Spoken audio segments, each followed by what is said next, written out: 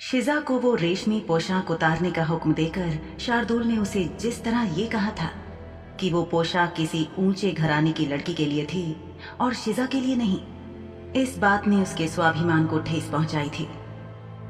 हाँ, ये बात बिल्कुल सच थी कि शिजा की हैसियत शार्दुल के मुकाबले में कुछ भी नहीं थी, लेकिन सिर्फ पैसे की गर्मी में किसी को नीचा दिखाना भी अच्छी बात नहीं थी।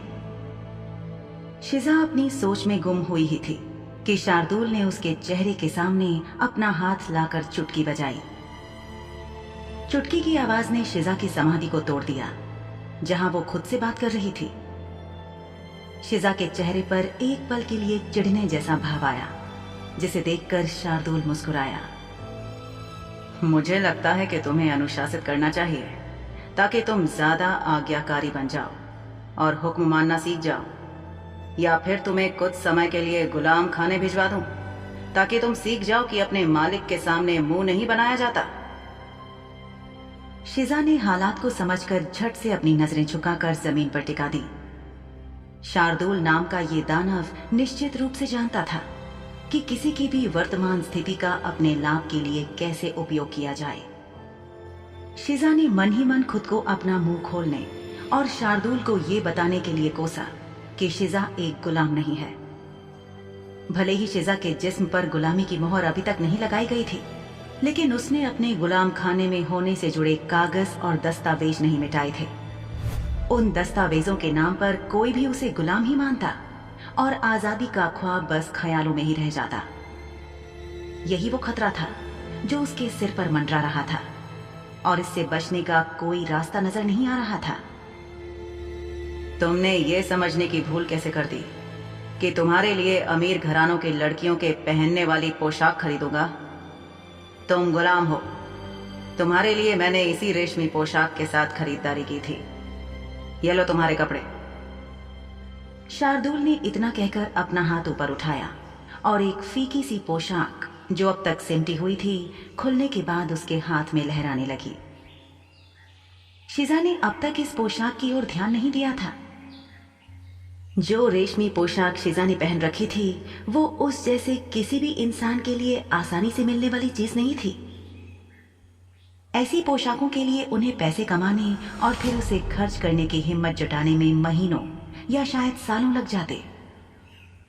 ये सच था कि वो गुलाम बनकर नाखुश थी, लेकिन इसका ये मतलब बिल्कुल नहीं था कि उसे वो रेशमी पोशाक भी नापसंद थी। शिजा ने अपने आप को समझाया कि ये पिशाच निर्दयी था और इस बात को कोई नहीं बदल सकता था। उसने पहले शार्दुल को दयावान समझने वाली अपनी मूर्खता के लिए खुद को फटकारा। शिजा ने बिना एक भी शब्द कहे हाथ बढ़ाकर शार्दुल के हाथ से वो सस्ती सी फीकी सी पोशाक ले ली। शार्दुल चिढ़ रहा था और शिजा ने मन ही मन फैसला किया कि बिना अपनी जबान का इस्तेमाल किए भी वो शार्दुल के किए का बदला सही तरीके से चुका सकती थी। शार्दुल की बात ने शिजा को बहुत ठेस पहुंचाई थी। उसके शब्द शिजा के सीने में गहरे उतर गए। शिजा को शार्दुल की बेवजह अकड़ पच नहीं रही थी, लेकिन वो एक गुलाम थी। गुलामों की कोई हैसियत नहीं होती। उन्हें तो इस दुनिया में सबसे निचले दर्जे का निकृष्ट इंसान समझा जाता था। गुलाम खाने में बेचे जाने से पहले वो कोई थी, पर अब वो कुछ नहीं थी। जिस दुनिया में उसे बिना मर्जी के घसीट लिया गया था, वहां उसकी कोई कीमत या हैसियत नहीं थी।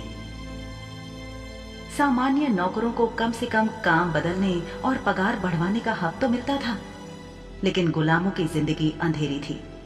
न किसी को उनकी परवाह, न किसी की नजर में उनका कोई मूल्य। बहरहाल शिजा ने शार्दुल की दी हुई पोशाक पर बिना दूसरी निगाह डाले एक गहरी सांस ली और वो गुसल खाने के अंदर चली गई और पोशाक बदलना शुरू कर दिया। शार्दुल की आंखों को खुद को देखने से रोकने के लिए शिजा ने उसके और अपने बीच मोटा पर्दा गिरा दिया। शार्दुल ने उससे पूछा, इस वक्त कैसी हो तुम?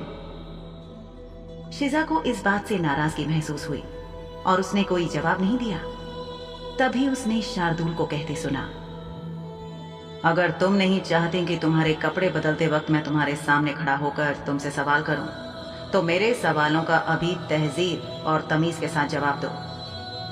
तुम्हें बता दूं कि मुझे तुम्हारे बिना कपड़ों के होने से कोई खास फर्क नहीं पड़ेगा। अगर वो हालत तुम्हें जवाब देने के लिए ज्यादा माकूल लगती हो तो वही सही। अगर शिजा की आंखों में आग बरसाने की ताकत होती तो इसी पल गुसलखाने के मोटे पर्दे में 2 छेद होते जो उस पिशाच शार्दुल के जिस्म से होकर गुजरते और उसे जलाकर राख कर देते। मेरे सिर में दर्द है। शार्दुल की उंगलियों के इशारों पर नाचने से बेहतर था उसके साथ झूठ नहीं बोलना। साफ था कि शार्दुल को सब कुछ अपने नियम कायदों के हिसाब से ही चाहिए होता था। उसका हर खेल उसी के नियमों पर चलता था और जब जहां उसकी मर्जी हो वो नियमों में फेरबदल कर सकता था या अपने मन मुताबिक नए नियम इजाद कर सकता था। आखिरकार उससे बात करने का फैसला लेते हुए शिजा ने कहा, आपने मुझे खाना खिलाने का वादा किया था। वो वादा मैंने पूरा किया। मेरे हिसाब से तुम्हें कटोरा भर के खाना दिया गया था। अब ये मत कहना कि उतना खाना काफी नहीं था, क्योंकि तुम भुक्कड़ हो। शार्दुल ने फिर से उसे ताना मारा। शिजा ने गुस्से को जज्ब करते हुए अपने होंठ भींच लिए। वो सोचने लगी कि शार्दुल कैसा शख्स था। आखिर उसकी हिम्मत कैसे हुई शिजा को भुक्कड़ कहने की। ये सच था कि शिजा को गुलाम बना दिया गया था, लेकिन इसका मतलब ये नहीं था कि उसने अपना स्वाभिमान खो दिया था। जब किसी महिला को भुक्कड़ और पेटू कहा जाए तो कोई भी महिला खाने का दूसरा कटोरा नहीं मांगना चाहेगी। क्या स्वाभिमान भूख से बड़ा हो सकता है? क्या ये अभी उसके भूखे पेट से ज्यादा महत्वपूर्ण था? शिजा ने अपने भूखे पेट पर हाथ रखा। उसने अपनी आंखें बंद कर ली। उसकी सांसें धीमी हो रही थीं। उसने धीमे से कहा, मुझे और खाना चाहिए। फिक्र मत करो नन्ही चिड़िया, एक बार तुम अपने कपड़े बदल लो, उसके बाद तुम्हें खाना खिलाया जाएगा। इस बात का ख्याल रखते हुए कि कहीं शार्दुल गुसल खाने में ना आ जाए, शिजा ने वो पोशाक पहन ली थी जो उसे दी गई थी। ये बहुत ढीली और हल्के सफेद रंग की थी। अगर इस पोशाक का रंग भूरा होता तो कोई भी इसे सब्जियां रखने वाली बोरी समझता। ये पोशाक बहुत ज्यादा खुरदरी थी। जितनी बार शिजा अपने शरीर को हिलाती थी तो पोशाक के उसकी त्वचा पर रगड़ खाने से उसे खुजली होती थी। कपड़े बदलकर बाहर निकलने से पहले शिजा ने उस रेशमी पोशाक को देखा जो उसने अभी अभी उतारी थी। जैसे एक शैतान बच्चे को जब किसी काम को करने से मना किया जाए तो उसे वही करना होता है, और ऐसा करने से पहले उसके चेहरे पर एक शैतानी भरी मुस्कुराहट होती है। ठीक वैसे ही शिजा ने चुपचाप मुस्कुराने से पहले अपनी आंखें सिकोड़ ली। उसने अपने दिमाग में एक योजना बना ली थी। उस रेशमी कीमती पोशाक के एक छोर को ढूंढते हुए शिजा ने एक के बाद एक धागों को खींचकर बाहर निकालना शुरू कर दिया। लगभग पूरी पोशाक पर शार्दुल का गुस्सा निकालने के बाद, यानी लगभग आधे घंटे के बाद, शिजा गुसलखाने से बाहर निकली। उसे देखते ही शार्दुल की आंखें चमक उठी थीं। उसने शिजा के हाथ से अच्छी से समेटी हुई रेशमी पोशाक ले ली और कहा, देखो तो कितनी अच्छी लग रही हो तुम। चलो अब तुम्हें खाना खिलाते हैं। शिजा के जवाब की प्रतीक्षा किए बिना शार्दुल दरवाजे की ओर बढ़ा और दरवाजा खोल दिया। आगे शार्दुल और उसके पीछे सिर झुकाए हुए शिजा चलने लगी। रास्ते में शिजा ने सुनिश्चित किया कि वो शार्दुल की नजर से एक पल के लिए भी ओझल ना हो। शार्दुल के नक्शे कदम पर चलते हुए शिजा ने हवेली में अपना अपना काम कर रहे कई नौकरों को देखा। बैठक में बनी घुमावदार सीढ़ियों से उतरकर वो दोनों एक बड़े से शानदार नक्काशी वाले दरवाजे पर पहुंचे जो बैठक के एक तरफ था और पहले से ही खुला था। शार्दुल ने कमरे के अंदर कदम रखा और शिजा उसके पीछे चुपचाप तब तक चलती रही जब तक कि उसके तेज कदम खाने की मेज पर बैठे 4 लोगों को देखकर धीमे नहीं हो गए। मुख्य कुर्सी पर एक बूढ़ा आदमी बैठा था जिसके बिल्कुल पास दयाल खड़ा था। शिजा ने गौर से देखा कि उनमें से हर एक की आंखें लाल थीं, गहरी लाल, यानी वे सभी शुद्ध खून वाले पिशाच थे। शिजा के दिलो दिमाग में खलबली मच गई। इतने सारे पिशाचों के बीच खुद को पाकर वो बेचैन थी। उसे लगने लगा कि कहीं उसने शार्दुल की बात को गलत तो नहीं सुन लिया। वो याद करने लगी कि आखिर शार्दुल के लफ्ज क्या थे। उसने खाने की बात कही थी, कहीं ऐसा तो नहीं कि शिजा से सुनने में बहुत बड़ी गलती हुई हो। शार्दुल ने उसे खाना खिलाने की बात न कहकर ये तो नहीं कहा था कि आज का खाना शिजा है। शिजा डर गई और सोचने लगी कि मेज पर सज धज कर बैठे ये शुद्ध खून वाले पिशाच कहीं आज उसी के खून की दावत तो नहीं उड़ाएंगे। उसने कातर निगाहों से शार्दुल को देखा जो आराम से खड़ा मुस्कुरा रहा था। शिजा कुछ देर पहले उस रेशमी पोशाक को पहनकर बहुत खुश हो गई थी और उसे उतारने के कुछ ही देर बाद एक मुरझाए फूल की तरह दुखी हो गई थी।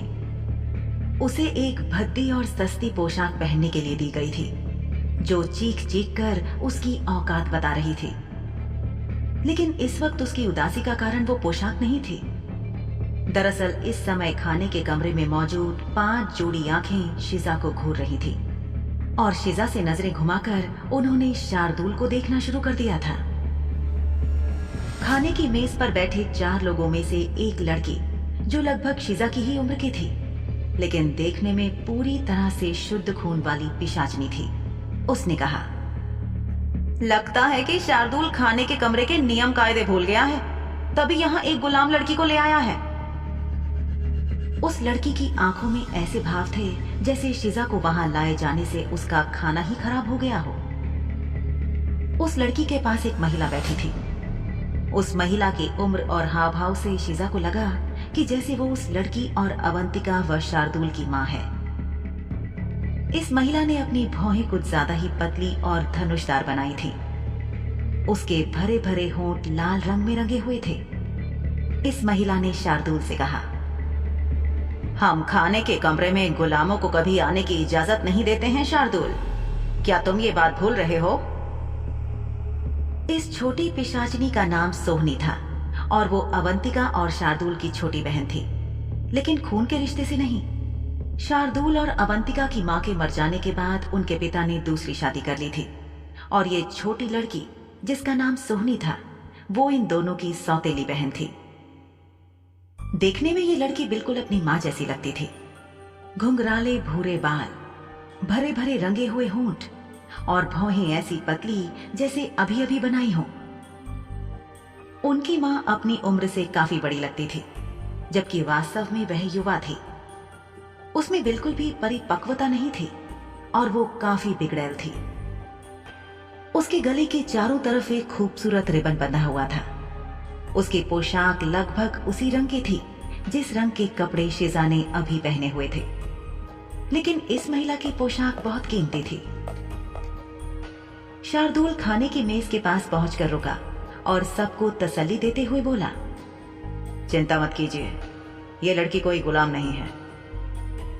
इसके बाद शार्दुल ने शिजा से कहा, तुम्हारा इरादा क्या वहीं खड़े रहने का है? इधर आओ। घबराई हुई शिजा फौरन भागकर उसके पास जाकर खड़ी हो गई। छोटी पिशाचनी यानी सोहनी से यह बर्दाश्त नहीं हुआ और उसने गुस्सा होते हुए अपने पिता से कहा, बाबा आप चुप क्यों हैं? आप शार्दुल को कुछ कहते क्यों नहीं है? सोहनी के हाव भाव से साफ जाहिर था कि शिजा के उस कमरे में होने से उसे बहुत तकलीफ हो रही थी। वो गुस्से में कांपती खड़ी हो गई और उसकी कुर्सी जोरदार आवाज के साथ पीछे गिरी, जिससे खाने के कमरे की शांति भंग हो गई। सोहनी! उस पिशाचनी के पिता ने उसे आवाज देकर रोकने की कोशिश की थी, लेकिन तब तक वो उठकर शिजा के बिल्कुल पास पहुंच गई और उसकी कलाई पकड़कर उसे कमरे से बाहर धकेलने लगी। लेकिन तभी शार्दुल अपनी जगह से उठा और उसने छोटी पिशाचनी यानी कि सोहनी का हाथ पकड़ लिया और शार्दुल ने बहुत गंभीर स्वर में पूछा, तुम्हें क्या लगता है ये तुम क्या करने की कोशिश कर रही हो सोहनी? शार्दुल के हाथ की पकड़ हर पल अपनी छोटी बहन के हाथ पर तेज होती जा रही थी। जितनी ताकत से शार्दुल ने सोहनी का हाथ पकड़ रखा था, अगर ये हाथ किसी इंसान का होता तो पक्का उसके अंदर खून के थक्के जम जाते। लेकिन इस वक्त शार्दुल जितनी ताकत लगा रहा था वो सहन कर पाना एक शुद्ध खून वाले पिशाच के लिए भी आसान बात नहीं थी।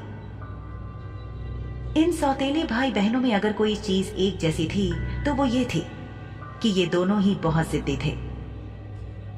शार्दुल ने सोहनी का हाथ कसकर पकड़ा हुआ था और सोहनी ने शिजा की कलाई कसकर पकड़ी हुई थी। दोनों अपनी अपनी जिद पर अड़े हुए थे और इनके बीच पिसती शिजा वहां मूर्ति बनकर खड़ी थी। वास्तव में शिजा किसी भी तरह के लड़ाई झगड़े वाले माहौल का हिस्सा नहीं बनना चाहती थी। उसे सिर्फ खाना चाहिए था और उसके मिलने की फिलहाल कोई उम्मीद नजर नहीं आ रही थी। सोहनी की आंखें गुस्से में जलती हुई और लाल हो गई थी। उस पिशाचिनी ने गुस्से में कहा, मेरा हाथ छोड़ो शार्दुल। शार्दुल ने पहले अपनी बहन की आंखों में देखते हुए और फिर अपनी आंखों से उसके जिस हाथ में शिजा की कलाई को कसकर पकड़ा हुआ था उस हाथ की तरफ इशारा करते हुए कहा, मेरी प्यारी छोटी बहन, जैसे ही तुम इस लड़की का हाथ छोड़ोगे मैं तुम्हारा हाथ छोड़ दूंगा। सोहनी भी शार्दुल से कम जिद्दी नहीं थी। उसने अपने सौतेले भाई की आंखों में आंखें डालकर देखा और उसे जता दिया कि वो उसकी बात नहीं सुनने वाली थी और शार्दुल की चीजों को कोई छुए ये वो बर्दाश्त नहीं कर सकता था। फिर शिजा तो उसके लिए दिल बहलाने को खरीदी गई उसकी महंगी पालतू जानवर थी। सोहनी को उसका इरादा न बदलते देख शार्दुल ने अपनी बहन को प्यार से मुस्कुराकर चेतावनी देते हुए कहा, अगर तुम अपना प्यारा पियानो अपने इस हाथ से दोबारा कभी बजाने की इच्छा नहीं रखती हो तो इस लड़की का हाथ पकड़े रखो। मैं तुम्हारी एक हाथ से पियानो बजाने की इच्छा जरूर पूरी कर दूंगा।